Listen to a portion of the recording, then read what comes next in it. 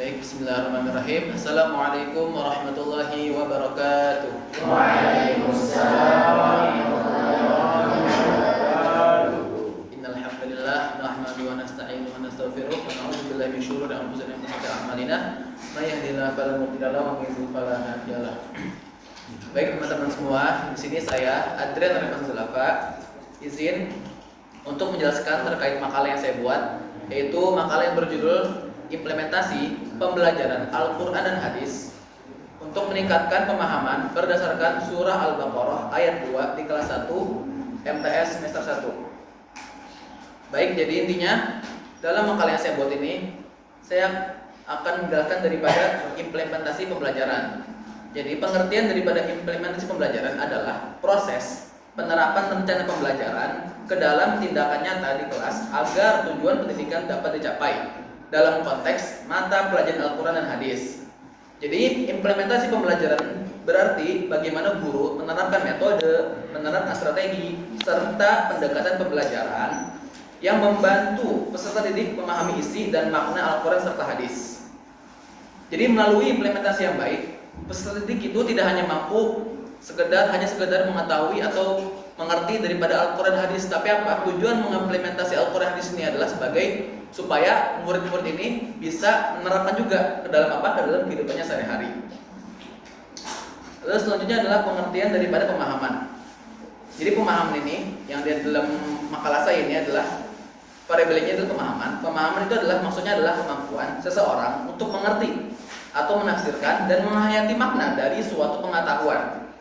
Jadi dalam konteks pembelajaran Al-Quran dan Hadis, pemahaman berarti sejauh mana siswa mampu mengerti kandungan ayat-ayat Al-Quran dan Hadis serta menghubungkannya dengan perilaku dan kehidupan nyata.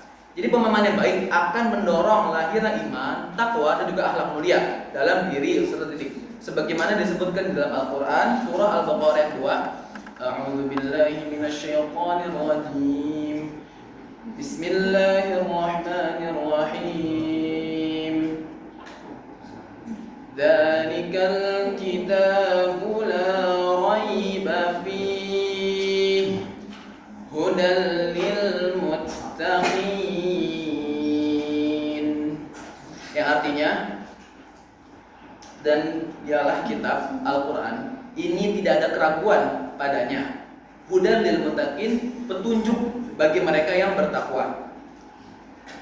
Adapun pesan moral daripada surat Al-Baqarah ayat 2 ini adalah menunjukkan bahwasanya Al-Quran merupakan sumber apa? Sumber petunjuk hidup bagi orang-orang yang bertakwa. Jadi setiap muslim termasuk peserta didik hendaknya menjadikan Al-Quran sebagai pedoman utama dalam berpikir, bersikap, dan juga bertindak. Yang dimana ayat ini menegaskan pentingnya menumbuhkan rasa yakin dan percaya kepada kebenaran Al-Quran agar dapat memperoleh bimbingan menuju kebaikan dunia dan juga akhirat. Adapun dalil daripada implementasi dan juga pemahaman terhadap Al-Quran dan Hadis, yaitu apa? Iqra'ul Quran fa innahu yaumil qiyamati syafi'an li ashabi. Yang artinya Rasulullah SAW bersabda, bacalah Al-Quran. Karena apa? Karena sesungguhnya Al-Quran akan datang pada hari kiamat sebagai apa? Sebagai syafaat, memberi syafaat pada pembacanya, baik pada orang muslim maupun pada peserta didik.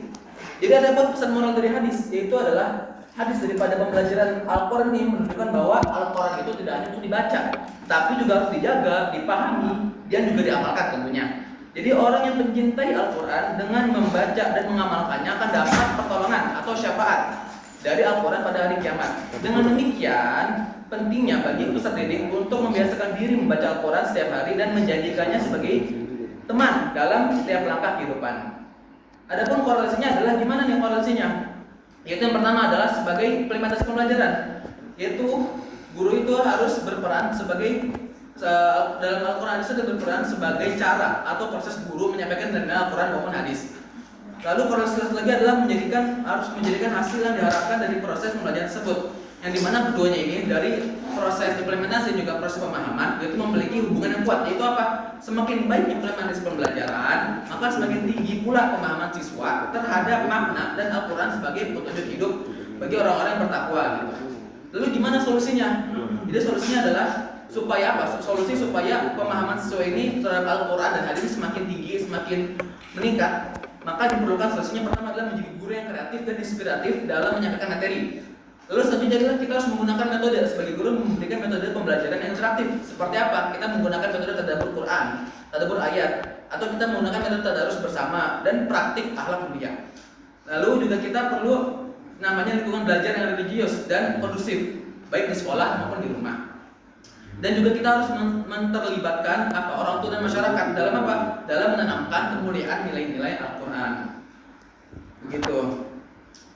Jadi kalau yang saya dapat di sini adalah contoh daripada kehidupannya itu adalah bagaimana kita sebagai guru harus memberikan sistem pembelajaran atau mengimplementasikan Al-Quran dan juga hadis ke dalam kehidupan siswa, baik dari kelas MTS maupun dari SD pun kita juga mulai. Karena apa? Karena dengan nilai-nilai yang kita punya ini dalam Al-Quran ini akan menumbuhkan hal-hal mulia sejak dini, dan itu akan sangat berpengaruh saat dia dewasa nanti. Gitu.